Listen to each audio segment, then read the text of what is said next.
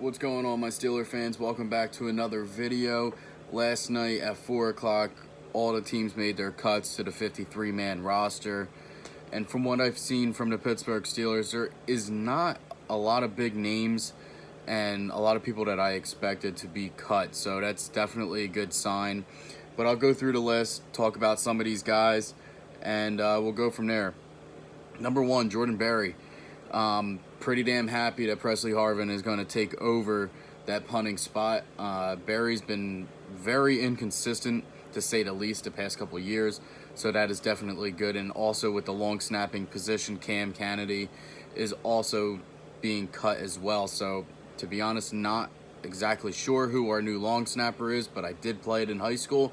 So if you do need somebody, give me a call, Pittsburgh. I'll be right out there. So those two guys there are done. We also have wide receiver Rico Bussey and Cody White being cut. Both of these guys actually played pretty damn good in preseason. I expect at least one of them to be back on the practice squad with us as long as nobody else picks them up. I believe waivers clear in the next couple hours here. This is 12 o'clock right now on the East Coast, by the way. Trey, Edmunds, and Jalen Samuels have been cut. Not surprised here. As well, Samuels just really hasn't been a big part of the running core. Same with Edmunds, and Edmunds was just brought in here for preseason. But you know, all the guys on the roster right now definitely deserve it, and we're very deep at that spot. Not deep in a sense that they're all good players, but you know, I'm okay with our top 3 being Najee Harris, Benny Snell. We have McFarland too, and Kalen Ballage. So pretty deep at running back. Again, I'm okay with that. Offensive line now. We cut Coward, Green, BJ Finney, LeGlue. So again, BJ Finney, he's a guy that's always been on the border. We've cut him before. He's played with us before he started. Definitely a guy that I would bring back just because he knows the system, knows the offensive line, and you know, if we run into any problems, he could definitely fill in a spot.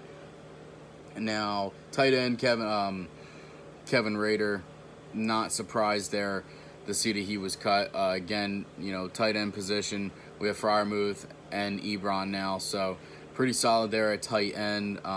We also still have Zach Gentry as well, so he's going to be more of that blocking back. Linebacker position, Cassius Marsh, a guy that I believe does not deserve a spot on a team, so happy he got cut.